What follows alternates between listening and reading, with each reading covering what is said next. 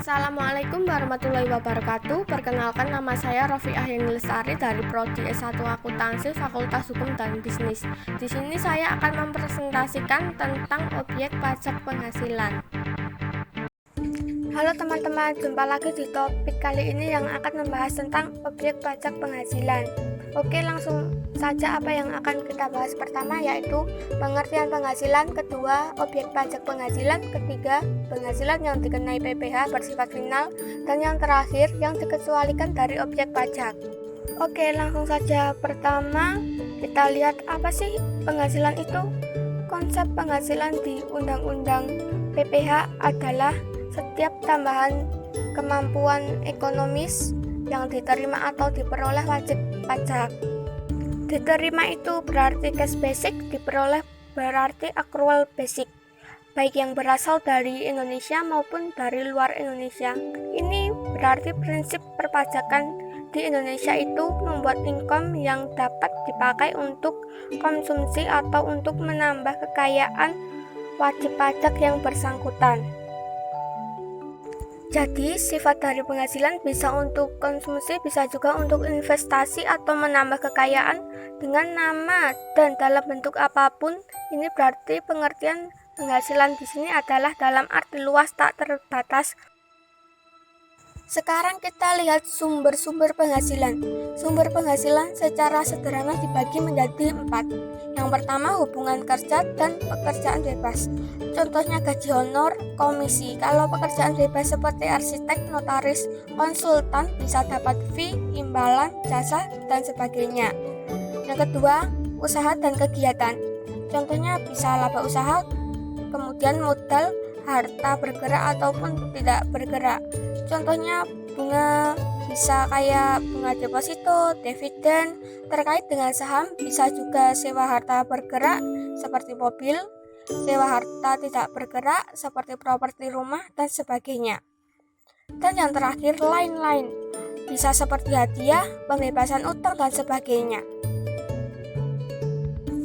Sebelumnya bisa lihat tabel di bawah ini. Objek pajak penghasilan pada dasarnya bisa dibagi menjadi 3, yaitu tarif umum atau tarif pasal 17, tarif khusus dan bersifat final, dan objek yang dikecualikan atau bukan objek pajak. Objek yang dikecualikan ini tidak dapat digabungkan dengan penghasilan yang dikenai tarif umum. Sebelumnya kita lihat apa sih prinsip pajak penghasilan dan cara menghitung PPh itu seperti apa. Jadi di sini semua jenis penghasilan yang diterima atau diperoleh dalam suatu tahun pajak digabungkan untuk mendapatkan dasar pengenaan pajak. Jadi di sini digabungkan semuanya, baik penghasilan dari pekerjaan, baik dari penghasilan usaha.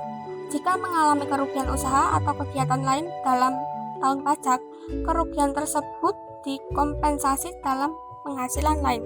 Contohnya usaha di Solo rugi, sedangkan usaha di Klaten untung. Itu yang kerugian tarif bisa dikompensasi ke usaha yang untung. Yang tidak bisa dikompensasi adalah kerugian yang berasal dari luar negeri. Jika penghasilan dikenai pajak dengan tarif final atau dikecualikan dari objek pajak, penghasilan tersebut tidak boleh digabungkan dengan penghasilan yang dikenai tarif umum.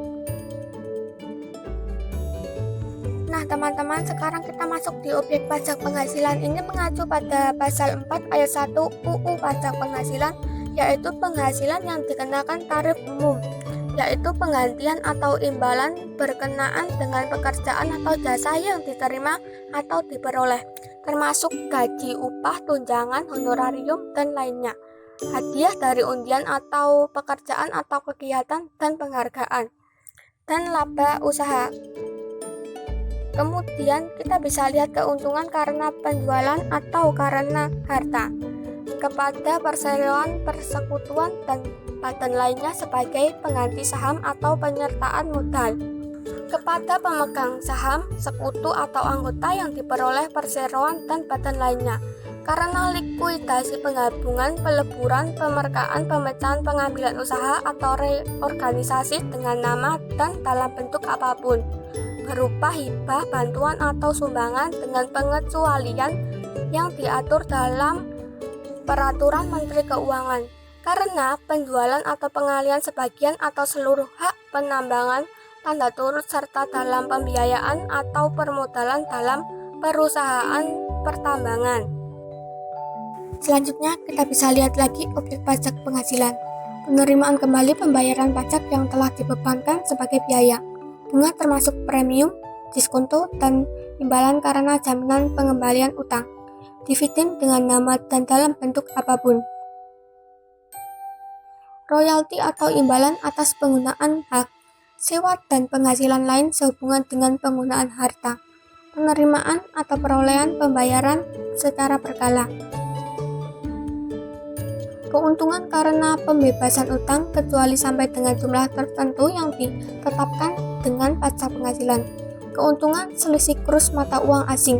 Selisih lebih karena penilaian kembali aktiva. Premi asuransi, iuran yang diterima atau diperoleh perkumpulan dari anggotanya.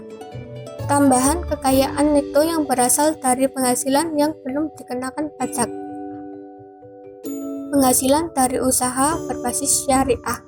Imbalan bunga sebagai mana dimaksud dalam UU KUP. Yang terakhir, surplus Bank Indonesia. Sekian presentasi dari saya mengenai objek pajak penghasilan.